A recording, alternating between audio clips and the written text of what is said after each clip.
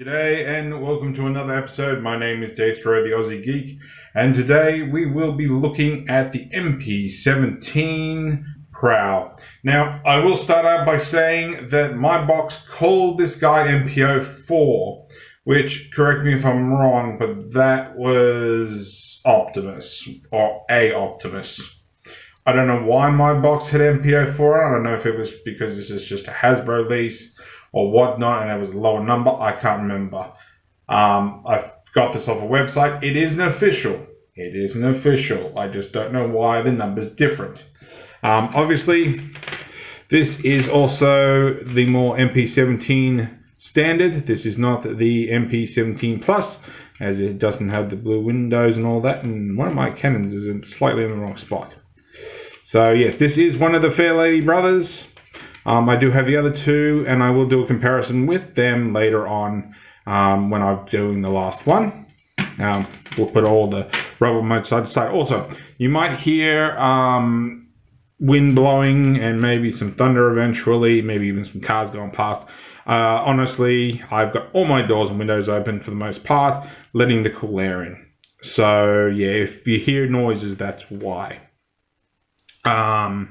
Because honestly this place has been hot, and even though it's storming in some cases, the breeze is just lovely. So here we go. We have Prowl. Nice paint one. I think I have a little bit of paint chipping here. But yeah, so there he is from the bottom, side, front, side, and back. No real accessories. If you're wondering, the tires are plastic. So yeah, no real accessories except for his gun. He does roll perfectly fine. And we'll get his gun out of the way. You can use this here to plug into here. Although I don't know if it's intentional or not. It tends to, oh, okay, this time it doesn't want to do it for me. For some reason, when I was plugging it before, it kept angling it up for some reason. So I figured that might have been because of the given clearance for the gun here. But yeah, it can store on there. It just looks rather stupid. So and I wouldn't be surprised if I'm not chipping paint in there. And all it is just a matter of flipping down, and we'll flip that up for robot mode, and we'll get a little bit into that later. But for first size comparison, here he is with Windblade. He's just a little bit shorter than she is. I think he's just a bit taller with the sirens. No, they do not turn on. And of course she's wider due to wingspan. Alright, so let's get down to transformation. I will say I was going to start doing these of the week that I'm recording this. I tend to record these a week beforehand, but honestly I like the idea of having one prepared. I do have another figure coming. I've just put the final payments on it, but I don't know if he'll get here in time, so he'll probably be next week's video. So let's begin with, we're going to open up these doors, and I'm going to try and see if I can do this without cutting anything. Just try to get in there, and these just hook into here. Now, if you have trouble with your windows sort of pressing in, just open the doors up and give it a push, and that generally lines things up. All right, so next we're going to untab the back end, or try to untab the back end. There we go. That'll also tend to lift up the front end, so we'll just leave that the way it is for the pop mode. All right, then we're going to actually split the legs. No, we'll leave the legs together. It might be a little bit more easier. We'll flip these up, these pieces, and this up, which is part of the heels. And then what we're going to do is we're going to sort of pull down. Actually, it might be easier separated. All right, so we'll split. Actually, I know what I'm missing, but we'll split the legs anyway, which are rather tight. So this piece here is going to untab from here and sort of come down, if I can get it out. All right, we'll get this out of the way. That's probably why it's fighting me. And this comes out and down. There we go. So just sort of pull out sideways, and it comes down on this I'll show you a better shot of it in a minute, on this hinge here. And that just sort of forces your leg and whatnot. But yeah, then you can pull this out. So what you want to do is, before you fold all this up, you want to fold the leg in. It doesn't go all the way in. It just sort of sits there like that and then fold it up. All right, so like that. Now we'll finish this off. So we want to flip this white piece up, which fills in sort of the front. This will fold up, and that'll fold out. And this folds down just on the back of here. And we have a foot all done. And voila. So, just like before. Whoop. Get that out first. You know, I was forgetting a step. What I get for being too hot. They come out. They come up. Like so. This rolls round. That flips up. Extend his leg. Fold this down. And we have his legs all done. So next what we're going to do is we're going to fold this piece down. We're going to come in here and fold his arms down. Now these do have a tendency to interrupt. These, so it might push it in. So what we're just going to do is fold those out and out of the way, and we can just fold these down. So these black pieces are here. Also, I don't think I showed it, but this piece was pushed up. I think it's actually pushed itself down. Try to get thing, and that just will come down. Next, we're going to push the head up. And that just sort of sits in place. So his head will turn around in a minute.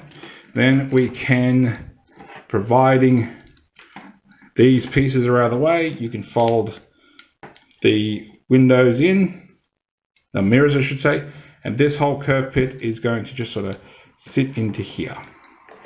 It won't go all the way in, but just enough. Also, these mirrors are rubber, so you don't have to worry about breaking. All right, next we're going to fold this through, not all the way. Actually, I think I'm missing a step. Yeah, I'm missing a step. We will rotate the waist, although I think that back piece is in the way. No, not quite. So that's around the front. And we're going to extend the arms. I'm just figuring out how to angle these up. Right. So what we're going to do is, without pushing all the way down, push the arms up, because these will go into these sort of grooves. Then you can push this middle piece up. It does clip in very hard. And this tab here is going to go, if you can see it, into that little groove there. I will point out, for some reason this is real tight on this one, but for some reason Blue Streak tends to just be a pain in it. So that just sort of tabs in there. And then we can fix the arms up. We're going to rotate it around like that. We're going to bring the fist around, and I'm holding this in really weird angles. Bring that up, bring that down, bring the fist around, and we're almost done. Now, just for the sake of this, I'm going to push these down. I'm going to come back here and flip this over and rotate his head around, and then this will tab into here. Whoops, providing that stays tabbed in, and comes up and sits like so, which for some reason always untabs his chest piece, which is why generally I just have it sitting there. So just see him up there, and then of course you can angle his doors however you want. But there we go. There is Prowl. Push his arms up his shoulder up a bit more in his robot mode. And I do like him. I will say it took me a while to find a Prowl, but yeah, and he is Prowl. He's just, yeah. I wouldn't mind the more animation accurate model with the blue, but just getting one of these I was perfectly happy with. But yeah, if you know why he was MPO4 on my box, you know, go straight ahead, leave me a comment in the comment section. So he can hold his gun perfectly fine. As I said before, here's his gun. Try to get it focused, come on. Just silver paint on both sides, the white handle. You can open up his hand, tap it in there, and he holds that, whoops, I was going to say holds that perfectly secure, but now he just doesn't want to tab in. Come on. Oh, really? 1 second. So I've wrapped his hand around, it's not going nowhere. But if you want, you can, of course, and that just come out perfectly easy. You can use that joint again if you want, and for some stupid reason, tab it up like that. Now, his other weapons, which, as I tuck them away, you can fold these out, like so, if you want a more toy accurate one, which honestly, Prowl to me didn't have them, so I don't use them.